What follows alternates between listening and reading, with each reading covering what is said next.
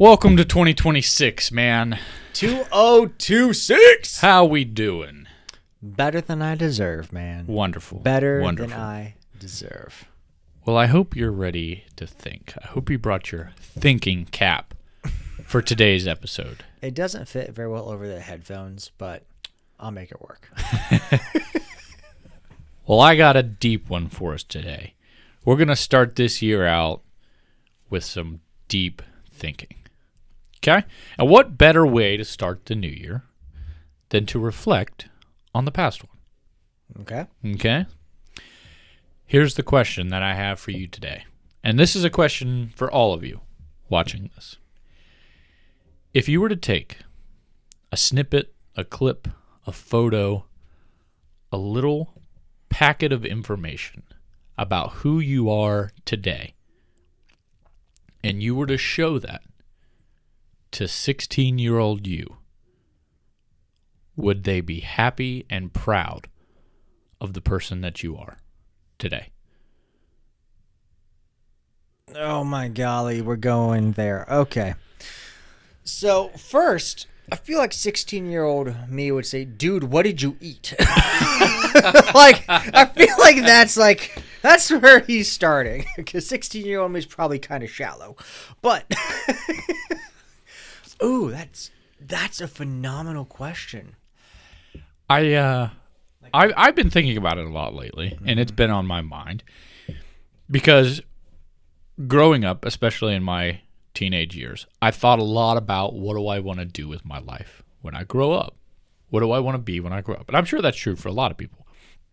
But reflecting on this past year has made me think, am I where I thought I would be? And if so or not, would I be proud / am I proud of where I am today? Mm-hmm. Yeah, so 16-year-old me would ask some questions. Absolutely. Absolutely. Of this me. And one of them would be, so are you rich? And I'd be like, not yet, but we're still working on it, guy. And it'd be like, would you tell me why? And then that would lead to a different question. And it could be, because I spend too much on Hershey's. All right, the Cheetos they pull hard, man. But there are some wonderful aspects that 16-year-old me would be proud of. Very loving wife, wonderful family. Mm-hmm. There's some great aspects there. But then there's the similar question here. Would the kid you were be proud of the adult you are? Similar mentality here. Would 16-year-old me be happy with the work ethic of me? And that's a good question. Like, what if he was shadowing me?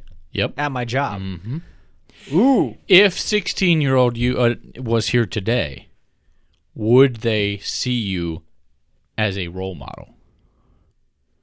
Oh, you're just wrecking me, man. Oh, my golly. I think this question digs up the core question of 16-year-old you had hopes, dreams, and goals. Mm-hmm.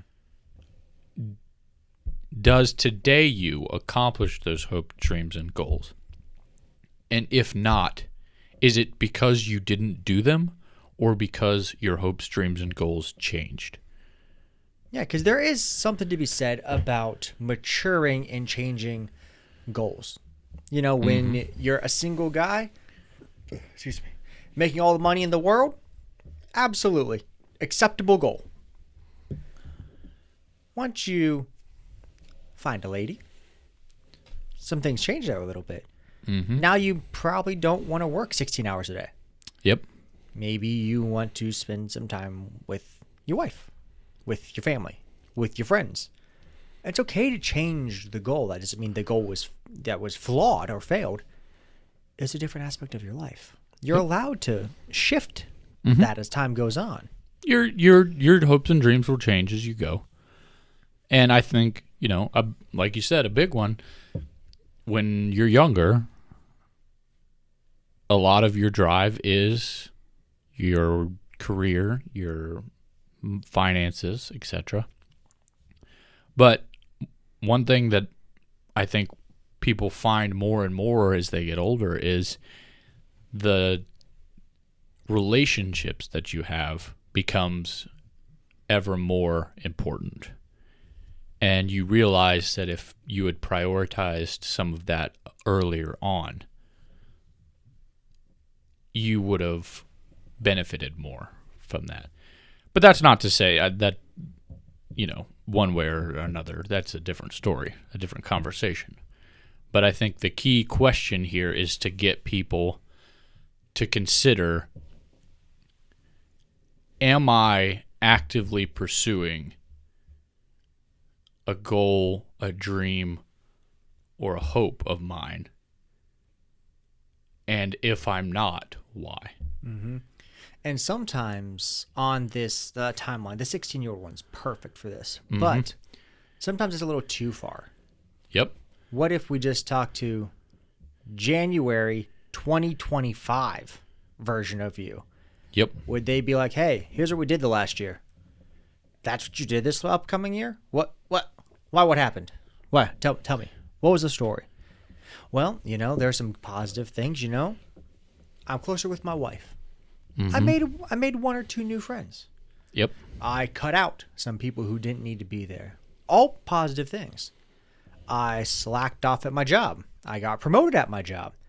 Different items there. But then the point of looking back is to help you look forward. Yep. Because absolutely. There's going to be January 2027 us. And what are you going to do to make January 2027 a better year? Mm-hmm. A lot of times you can only connect the looking back. You can't connect the dots in the moment. You can only connect the dots looking back. I have my current job because I was running a side hustle that connected me with a friend who referenced me to a different friend whose husband was in the industry, whose son was in the industry, who I casually mentioned I was looking at something. And there's no way I could have said, I want to do this side hustle that's going to get me a job here. No, It's all looking back. But it makes me appreciate the coincidences that might be hitting me moving forward. What are you doing to make January 2026 proud of January 2027?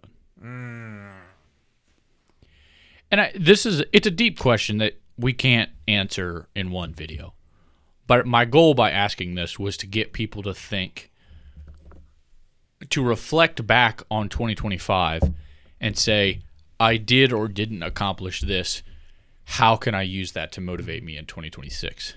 And that's kind of the goal of the question about 16-year-old me, is if my dream as a 16-year-old was to have so much money or have this specific job or accomplish this specific thing or go to this specific place, if I've done that, fantastic.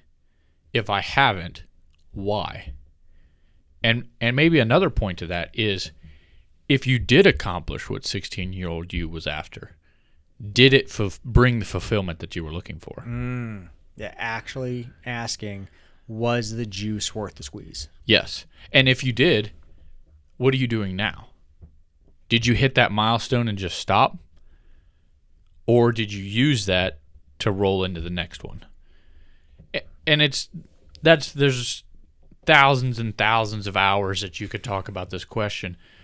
But I think the main focus here is, how can we use our reflection of 2025 to energize us for 2026? So one thing that looking back in this moment here, that I wish 2025 me had done was a little more reading. I would have appreciated if as we approach this year into 2026 fully, that, if I had 12 books under my belt right now, just from the last year, that's about 10 pages a day, by the way, I would feel pretty good. I know my field better, maybe know some other areas better. just some more knowledge, the way I can be better prepared. And you don't know what kind of friendships you're going to make. You think reading a book is about you. It's not. Because it's going to change how you talk. It's going to change how you think. And you don't know where that relationship's going to take you. Who's going to be that next weird connection that you didn't think was going to be there when you make an inside joke to someone who understood the reference and like, oh my gosh, we're on the same team? Whoa. Didn't know that was coming. Yep. One thing I want to point out here, and I'm hoping that I can help a couple people going into 2026. But I think you will always feel more accomplished at the end of the year if you gave yourself something to accomplish in that year. Yes. Because one thing that I'm noticing as I reflect on 2025 is that I didn't have a goal for 2025. There was nothing I was working towards, nothing I was trying to accomplish. I wasn't on, and maybe not in so many ways, but for the most part, I wasn't driven for any specific reason. And so sitting here reflecting on 2025, I'm like, what did I even do? But then if I sit down and I think, well, I did do that. Well, I did do that. Oh, well, I guess, yeah, I did actually do that. I think it's important that maybe even better than a New Year's resolution or a whatever, it's that when you get to the end of the year, you had something to work towards. You had a plan, a goal, a hope, a dream to chase. Because you're never going to feel accomplished if you're not going after something. It doesn't have to be big. It doesn't have to be huge. It can be. But it has to be. You have to have a purpose for where you're going. And for me, I really didn't have that for 2025. And that's why, as I'm reflecting, I haven't felt very accomplished about 2025. But then I sit back and I go, well, I did start a podcast in 2025. It wasn't a goal. It wasn't something I was chasing. But I didn't recognize it. I didn't feel accomplished about it because I hadn't set a goal or a plan or something of that nature. So I guess what I'm getting at there is give yourself something to work towards in 2026. Mm-hmm. Give yourself a path, some passion, a purpose. So something was, as you were saying that, was kind of making me chuckle here. In Alice in Wonderland, Cheshire Cat asks Alice, well, where are you going? And she says, I don't know. And he says, well, then you're already there. Yeah. So if you don't have a destination, you've already arrived. And then you find out, oh, like you were saying, without a specific goal forward, it made you feel as if nothing was truly accomplished. Now, you did some wonderful things last year, but without intentionally pursuing them, it didn't feel like the win that it would have if you said, hey, we're going to start a podcast. I didn't get the fulfillment out of the year as I could have if I'd done a better job of planning my year out and giving myself a goal or a purpose in what I was doing. Mm-hmm. And to tie that back into the question about 16-year-old you, it's the same question. Is 16-year-old you had a goal and a destination. They wanted this much money in the bank. They wanted this much advancement in their career. And maybe those weren't realistic goals, but at least they had somewhere they were working towards. Mm-hmm. And I hope that people can use that to go, maybe I do want to work on that career goal that I used to have. Maybe I'm going to try that hobby that I always wanted to do. Maybe I'm going to go to the gym like I say I'm going to, etc. That's what I'm hoping to accomplish with that question. And it's important to realize some people don't, because when you say a goal out loud or you write a goal down, you now have the ability to not attain the goal. You have the ability to fail. Yeah. And it takes courage to put yourself in a place where you might fail, and where you might fail at something you care about. That is scary. That's actually where it matters. And it's okay to be afraid, but a lot of times people can be stuck in that perpetual fear of, well, what if I set a goal and it doesn't happen, and then I get crushed, and then I'll never emotionally recover from that, and then I knew I was going to fail because I've always been the loser. And all that bad self-talk just builds up, and then you're like, well, this is just where my life is. It goes from, well, I didn't try anything last year to I didn't try anything for the last 5 years, 10 years, 20 years. Now you're significantly older, none the wiser. And then when you look back, you're like, crap, I didn't do anything. I've wasted my life. Well, life's over, more than halfway over. I'll probably be dead next year. It's like, no. Right there, that spiral, you have to snap yourself out of that. Because one helpful or possibly helpful thing is, imagine this was a brand new day and you're playing a game, and in that game, boom, someone dropped you exactly with your stats, your cards, your job, your debt, your skills, your weaknesses, exactly as are. And you're like, hey, I don't know how long the game's going to be played, but I now have to play the game with the cards I'm dealt. It doesn't matter what happened before. Yep. This is what I have today. What are you going to do with it? Yep. I'll share a story that I'm sure a lot of people have heard, and it's maybe a little cheesy, but when I consider it, it makes me think. And that is, if someone gave you $1 million every day, but you lost it all at the end of the day, how hard would you try to spend that $1 million before you lost it at the end of the day? And everyone's like, oh man, that's easy. I'd blow it on this, and this. I'd do this, and this. And then you go, okay, well, you have so many seconds in the day, and you lose them all at the end of the day. Those $1 million are now the minutes that you have to spend in that day. How are you going to do the most to spend those minutes?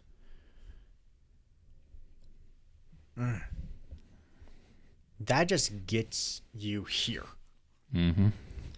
Because I waste plenty of time, and I'll say probably for our generation, the largest, simplest thing to do, scroll. It's not a 6-second clip. It's 1,000 of them. Yep. We all have the same 24 hours, but Elon Musk is probably not. Well, I shouldn't use Elon as an example, because how does he have time to tweet and X post so much? It's impressive, but the rest of us are probably not out building rockets at the moment. That's true.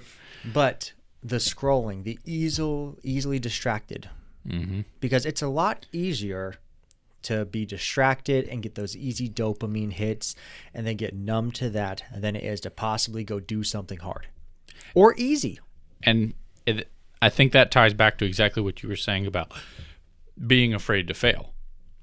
It's easier to ignore what you could be doing when you have a status quo that you can maintain. I can sit here and I can just be me. I can go to work and I can scroll on my phone and I can watch TV, and all of that's fine and good until you realize the moments that you missed that you could have been doing something else because you were too afraid to put the phone down and try something that you might fail at. So I know it's a bit of a boomer statement, but it's kind of goofy here. Just put your phone down and talk to somebody. They're not. What's the worst going to happen? They're just going to look at you a little weird for a second. But this was so goofy. At lunch today, I went over and got a coffee. And as I reverse into my parking spot, because I always reverse in, I'm not pulling. No, you reverse in so you can make a quick getaway. But What are you getting away from? you gotta keep the coffee hot. Gotta The run. line of McDonald's. That's what. That's where you're running to. It's a problem. But as I backed in, I realized I was a little closer to the car beside me than I'd probably would like to be, and the other driver was actually walking to her car. So she's really relatively close to my car and her car. There's really only enough room for one of us to get out of the car. Mm-hmm. I now, because it's me, I have headphones in. I'm on a phone call, but I pop my headphone out real quick. Ma'am, I'm so sorry, because she's going to let me get out of the car and then room for her. As I turn around, have a wonderful new year.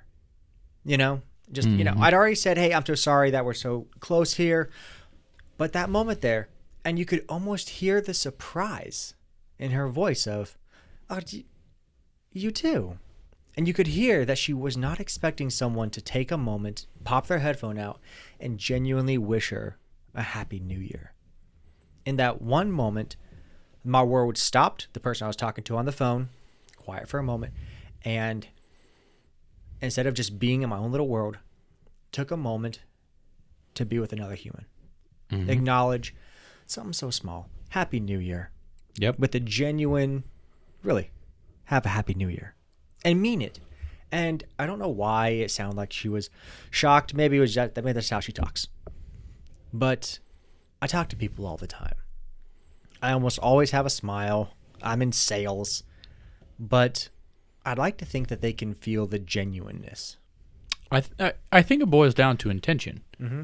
and that's where we're going with this whole point. Is be intentional with the time that you have. Don't let it slip away, and you look back at 2025 and you go, I lost so much time because I wasn't intentional about what I was doing. That's what we're getting at. That's what we're trying to share. Is be intentional with the time that you have. It doesn't matter if you succeed or you fail. Just be intentional. Good, bad, or indifferent. Get out there and do something. Be intentional with your time. And like I've said before, it's easy to sit here and say that, but it's hard to actually do it. What if, and what I want to bring the office into this because it's always a good idea to bring the office in. In the early episodes, Jan was really mad at Michael and just, you know what? Hey, Pam, will you write down hour by hour what Michael does this entire workday? It's not very good. He doesn't do a lot of work. But we all have seen the pie charts that show us where our spending is. Mm-hmm. And if you don't, go talk to your bank. They'll be happy to show you where the pie chart is. But what if we had the pie chart for how we spent our time? So this is crazy, but I've actually watched a video of a guy who goes through, it's not a pie chart, but it's a calendar mm-hmm. of the average lifespan. And I would suggest that everyone go watch this video because it will give you some motivation. But he takes a calendar of an average person's lifespan. You take out the years that you spend sleeping. It's a surprisingly large number of your life is spent sleeping. Mm-hmm. It's at least a third, usually. Yep. You take out the time spent at work. Another third. You take out the time spent doing average human necessity tasks, hygiene, whatever. Okay? And you take the time that you have left of what I'm going to call free time, where you choose to do something with that time, it is a surprisingly small number over your entire life. For the people out there, subtract your age from that number. That's going to hurt. Ugh. The number that you're left with is, I guarantee you, smaller than you would expect. Mm-hmm. And then he goes on to say, the next generation is on par to spend X number of those days on a screen. And that number, I'm not going to tell you what it is. Go watch the video. Look it up and go watch it. It is a lot. So. Yeah, so we'll link that below. And we'll also link one other one. It was a really good end of the year podcast with Diary of a CEO and Modern Wisdom. And they had very similar conversation to what we are, except they've been doing this a lot longer than we have. Their friend groups are a little different than ours. But it really helps bring these things into perspective on what all this really is about. On that same one there, how you choose to spend that very small remaining time on that calendar that you were describing. I was listening to a talk where this guy was about 50 years old. And he said, how often do you see your parents? And this guy didn't live in the same city as his parents. So it's like, oh, I go and see him about twice a year. He's like, okay, how old are your parents? He's 50, they're about late 60s, early 70s. He's like, okay, statistically, they're probably going to live maybe another 10 years. So which means, on average, you have 20 more times to say hi to dad. Now, next time you see dad, how are you going to greet him? And it just wrecked all of that. That cuts like a knife. Yeah. Yeah, it kind of makes you want to go make some phone calls. It helps you see what's really important here. It makes me upset at the time that I know I've lost. Sitting here thinking about the time that I've wasted that I could have been using. And I know it's inevitable, and no one's perfect. But